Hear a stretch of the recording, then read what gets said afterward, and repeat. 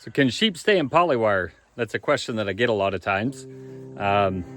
We can usually train our cows to be behind one strand of polywire pretty well. But ideally, I'd like to have my sheep trained to polywire also. So this is a 2-strand polywire fence that I've got set up with just about an acre of land in it.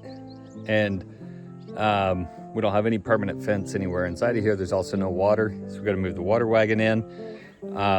And we can move the sheep in here behind 2 strands of polywire, and yeah, we can keep them in there. There's a few questions we've got to answer if we want to be able to keep the sheep in there. First, the fence has got to be really hot. I haven't used this field for a couple months. It's just been resting. So the grass has grown up really well, and unfortunately that means the grass has grown up through the wire on the fence. So we've got to weed eat and underneath the bottom strand, make sure that everything's really clean. If you ask me today, will they stay in it just the way it is? I'd say no. It's probably testing 4,000 to 6,000 on the meter, and so I want it to be hotter than that to really keep them in. I've never had any success keeping sheep behind 1 strand of polywire. Usually I can keep them behind 2, and if it's a little stressful, I can usually keep them behind 3 in a really stressful situation. But 2 usually is good enough to keep the sheep in. I can usually keep them behind polywire with 2 strands. The real thing that I've learned with trying to keep sheep in polywire though is it's really difficult to push them. If you have really good forage on the other side of the polywire, and there's not much where you have them, they're gonna go through it. It's just one of those things where you have a hard time really pushing sheep on polywire. I think one of the things you have to realize with fence is that it's almost always a psychological barrier.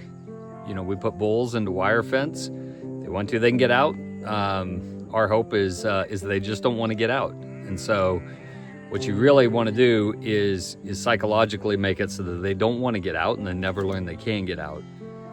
It's much harder to break sheep once they learn to get out, and you've got to teach them not to, than just if you never allow them to start getting out in the first place.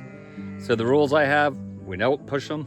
We always keep them with really good forage, where they're, where they have really good forage inside the polywire. We would never put them in there with really good forage on the other side and expect the polywire to do the trick. So we don't push them, number 1. And number 2, we keep really, really hot fence. And we just realize it's always a psychological, not a physical barrier.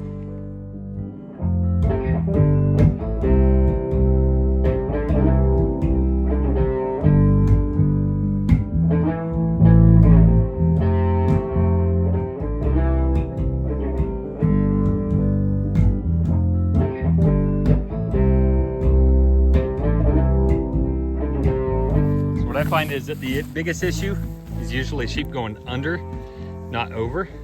They'll be grazing along, they'll put their heads down, they'll get shocked, and they'll just push through. So I like to have one as close to the ground as I can get it without, a few inches off the ground, and want to make sure it's not touching grass or ground anywhere. And another one just a little bit up, and that makes it so that pretty much they stay in. If you chase them, they'll jump over. Usually I find, at least initially, they don't run and jump over it. That's when they learn the system. Sometimes they'll do that. This is an important spot where we have a dip. We always put the T-post or the step-in post at the very bottom, and then you put it at the inflection point where it turns. And so usually when I'm laying out polywire, what I like to do is go to the very bottom and the very tops of the hills, and then balance everything out between that instead of just counting out a certain number of steps.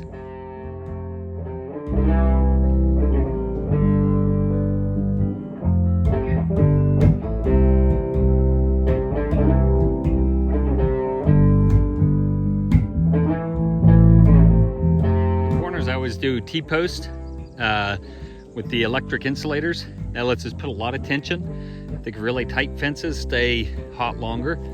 And it makes it so that the animals aren't able to push through as easily. So we want the fence really, really, really tight. And that's it. So on the corners, really, you have to use I found you have to use a T-post to make that happen.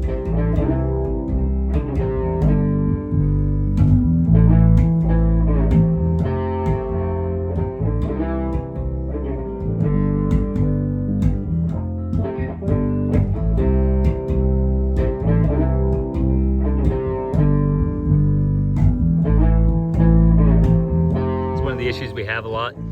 Little blips in the wire. Sometimes you get a test on either side of those. Make sure you're carrying the current. I think this one's fine. But we may have to zoom in. Another place I find an issue is that the wire will lean against this, and if it's too sharp, it'll hit the metal. You can't have it hitting metal anywhere. Here's a big issue. Shouldn't be like that. Gotta make sure it's through like that.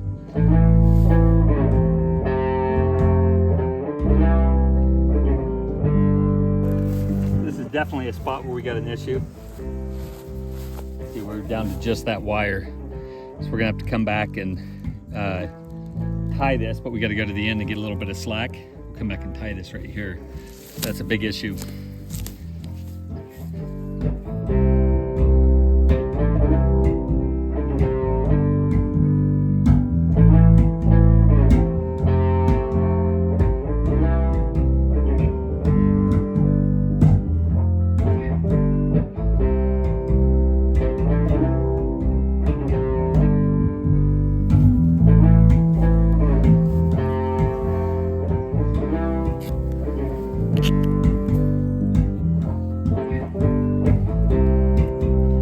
Find a square knot's the best knot for these. Here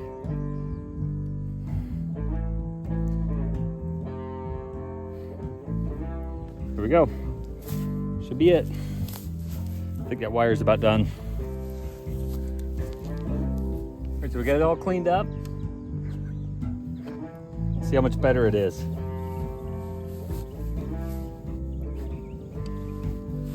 $10,000 bolts, that's what we want. So we were at 4,000 because it was touching some metal and there were plants in it, so.